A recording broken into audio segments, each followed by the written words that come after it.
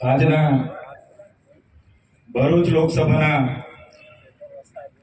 ચૂંટણી પ્રચારના આજે લોન્ચિંગના કાર્યક્રમમાં આપણા સૌના આમંત્રણને માન આપીને અહીં ઉપસ્થિત થનાર આમ આદમી પાર્ટી રાષ્ટ્રીય મહાસચિવ અને રાજ્યસભાના સાંસદ એવા ડોક્ટર સંદીપભાઈ પાઠક સાહેબ અને તમામ મંચસ્થ તમામ પદાધિકારીઓ, ચૂંટાયેલા આગેવાનો અને ગઈકાલે બધાને મેસેજ આપ્યો, ગઈકાલે ઓફિશિયલી જાહેરાત થઈ અને ટૂંકા જ સમયમાં અહીં ઉપસ્થિત થયેલા તમામ મારા સાથી મિત્રો, તમામ આગેવાનો, યુવાનો અને માતા બહેનો,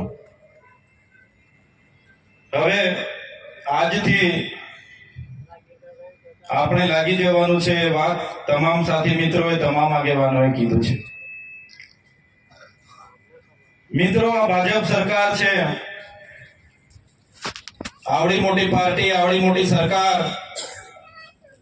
સામે જો અમે લડતા હોય તો એનું કારણ માત્ર ને માત્ર તમારા જેવા ઈમાનદાર કાર્યકરો અમારી સાથે છે. અમે એટલા માટે સડકથી લઈને સદન સુધી એમની સાથે આંખમાં આંખ મિલાવીને વાત કરીએ છીએ. અમે જેલથી બીતા નથી. અમે આગળ પણ જ્યારથી ધારાસભ્ય તરીકે ચૂંટાયા છે ત્યારે પણ અનેક વાર એમણે દબાણો કર્યા, સામદામ દંડ ભેદ નીતિ કરી અમારી સાથે. ત્યારે પણ અમે નેતાઓને કીધું હતું, અમે નડિયાવાળા ઘરમાંથી આવીએ છીએ, અમે અમારા મા બાપે ખેત મજૂરી કરાવીને અમને આટલે સુધી પહોંચાડ્યા છે, અમે કોઈના બાપથી ડરવાના નથી. આપણે ભરૂચના લોકોને જ્યારે નર્મદા નદીનું માનવ સર્જિત પૂર આવ્યું ત્યારે આપણે એમની સાથે હતા. ગુજરાતના ટેટ પાસ ઉમેદવારો માટે આપણે બોલીએ છીએ, ગુજરાતના વિદ્યાર્થીઓને શિષ્યવૃત્તિ માટે આપણે બોલ્યા છે. તમે જોયું હશે આ વિસ્તારોમાં નેશનલ હાઈવેમાં જે લોકોની જમીનો ગઈ એમના વળતર માટે આપણે બોલ્યા છે. એશિયાની આટલી મોટી જીઆઈડીસી છે, સ્થાનિક લોકોને, યુવાઓને જ્યારે કાયમી રોજગારી નથી એના માટે આપણે બોલીએ છીએ. આદિવાસી સમાજ હોય, વેપારી હોય, મહિલા હોય કે યુવાન હોય, તમામ માટે બોલીએ. એટલે આ ભાજપ સરકારને પચતું નથી. નવી નવી વાર્તાઓ બનાવીને ષડયંત્ર કરવામાં આવે છે. મને ટાર્ગેટ કરતા કરતા મારા આખા ફેમિલીને ટાર્ગેટ કરવામાં આવે છે. પણ ક્યારે અમે એમનાથી ડરવાના નથી અને એમનાથી ઝૂકવાના નથી. અમે કોઈના બાપથી ડરતા નથી. જેલમાં હતા તે દરમિયાન ઘણી અફવાઓ ફેલાવવામાં આવી મીડિયાના માધ્યમથી કે ચૈતરભાઈ ભાજપમાં આવવાના છે, ભાજપમાં આવવાના છે, ભાજપમાં આવવાના છે. કેમ ભાઈ, અમે ભાજપમાં આવીને શું કરવાના? તમારા એના સાંસદ 30 વર્ષથી સાંસદ છે, કેન્દ્રમાં મિનિસ્ટર હતા, કેશુભાઈ સરકારમાં મિનિસ્ટર હતા. એવા તો કયા 5 કામો કર્યા છે કે જે અમને આંખે ઓળગીને વળે? જે સાંસદ થી સૂકો પાપડ ના તૂટતો હોય એ પાર્ટીમાં આવીને અમારે શું કરવાનું છે? જે સાંસદે 30 વર્ષ સુધી 6 ટર્મ ચૂંટાયા, એક નાનું કાર્યાલય ના ખોલ્યું હોય, એ સાંસદને પણ શરમ આવી જોઈએ, શરમ આવી જોઈએ.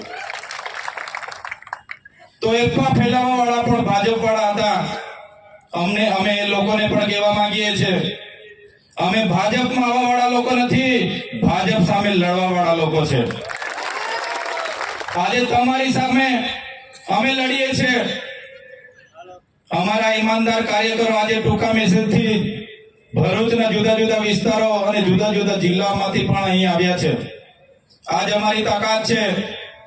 ઘણા લોકોને હતું કે ચૈતરભાઈ એકવાર જેલમાં જશે પછી આ લોકસભા અમે જીતી જઈશું. એ લોકોને પણ આ મંચ પરથી કહેવા માંગુ છું, तुमको क्या लगता था नहीं लौटेंगे? तुमको क्या लगता था नहीं लौटेंगे? गलत. जब तक तोड़ेंगे नहीं तब तक छोड़ेंगे नहीं. हमको क्या अंडू पंडू गंडू झंडू समझ के रखा है क्या? ये चैतर वसावा है, कभी झुकेगा नहीं साला. હવે ચૈતર વસાવાનું નામ માન્ય કેજરીવાલ સાહેબ 1 મહિનાથી જાહેરાત કરી છે ત્યારે મારી ગેરહાજરી હતી, અમે બધા જેલમાં હતા, પણ માન્ય કેજરીવાલ સાહેબ હોય કે આમ આદમી પાર્ટી હોય, એમને ભરોસો હતો તમારા પર અને અમારા પર.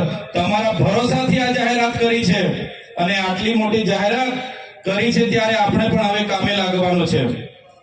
લોકસભા જ્યારથી આપણું નામ જ્યારે જાહેર થયેલું છે, આ લોકો બધા ચોકડોળે ચોડેલા છે કે કોને મૂકીએ, ઉમેદવારમાં કોને લાવીએ. એ લોકોને ખબર છે આ વખતે એમનો ગરબો ઘરે જતો રહેવાનો છે ભરૂચ લોકસભામાંથી. વારે ઘડે અમારા સાથીઓને, અમારા પરિવારને પોલીસ અને જંગલ ખાતાને આગળ કરીને હેરાન પરેશાન કરવામાં આવી રહેલા છે. એ ભાજપના નેતા હોય કે પોલીસના અધિકારીઓ હોય કે કોઈ પણ હશે, એ લોકોને બી કહીએ છીએ अपना टाइम आएगा, अपना टाइम आएगा. જે દિવસે અમારો સમય હશે તે દિવસે તમારા પણ અમે મોર બોલાવી દઈશું. આમ આદમી પાર્ટીના સૈનિક છે, માન્ય કેજરીવાલ સાહેબના સૈનિક છે. તમારે પણ બધાએ હવે જવાબદારી લેવી પડશે મારા વતી. આ લોકો તમે જોઈ લો, મને ટાર્ગેટ કરીને મારા પરિવારને પણ જેલમાં લઈ ગયા. જામીન મળ્યા તો જામીનમાં મારા મત વિસ્તારમાં પ્રવેશ બંધી આપી. ભરૂચમાં હું આવી શકું પણ અહીંયા રોકાઈ નહીં શકું એ શરત આપવામાં આવી. એક ધારાસભ્ય પોતાના વિસ્તારના લોકોના સુખ દુઃખના પ્રસંગોમાં નહીં જઈ શકે, એની આપવીતી નહીં સાંભળી શકે. એટલે આ લોકશાહીનું હનન છે. મારા આજે 2 મોબાઈલો જમા છે. આજે મોબાઈલો આપવામાં નથી આવતા. જ્યારથી હું ભરૂચ જિલ્લામાં પ્રવેશ કરું, પોલીસને સાથે મૂકી દેવામાં આવે છે. એ લોકોને ખબર છે કે ચૈતરભાઈ વસાવા ભરૂચમાં જેટલા રહેશે એમને તકલીફો પડવાની છે, એમના પેટમાં તેલ રેડાવવાનું છે. પણ મિત્રો, મારા વતી તમારે બધાએ કામે લાગી જવાનું છે અને ગામે ગામ અરવિંદ કેજરીવાલજી, ભગવત માનજી અને ચૈતર વસાવા બનીને તમારે ઉતરવાનું છે. આ લોકસભામાં ગઠબંધનને લઈને ઘણા પ્રયત્નો ચાલુ છે રાષ્ટ્રીય કક્ષાના લેવલે. આવનાર સમયમાં એ પણ સત્તાવાર રીતે જાહેરાત થઈ જશે, પરંતુ આજેથી જ આપણે કામે લાગવાનું છે. અને એમનું જે ટાર્ગેટ છે 26 માંથી 26 બેઠકો જીતીશું. ભાજપનો જે અહમ છે 5 લાખ લીડથી અમે જીતીશું, પણ એમને તમારે બધાએ છાતી ઠોકીને કહેવાનું છે ભરૂચ લોકસભા અમે 50,000ની લીડથી જીતવાના છે. વધારે વિશેષ નથી કેવું. આજે આપણી વચ્ચે જ્યારે આપણા મહાસચિવ ઉપસ્થિત હોય તો આજના પ્રસંગમાં તમે ટૂંકા મેસેજ થકી જુદા જુદા વિસ્તારોમાંથી આજે તમે અહીંયા બધા ઉપસ્થિત થયા છો. તમામ સાથી મિત્રોનો, તમામ પદાધિકારીઓનો, તમામ હોદ્દેદારનો હું આભાર માનું છું. સાથે સાથે તમારા પર અપેક્ષા રાખું છું.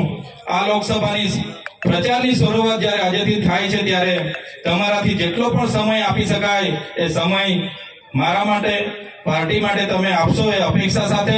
અને આપણે સૌ અહીંયાથી જંગી બહુમતીથી ચૂંટાઈએ અને લોકસભામાં જઈએ એ આશાવાદ સાથે મારી વાણીને હું વિરામ આપું છું. જય આદિવાસી, જોહાર, ભારત માતા કી જય.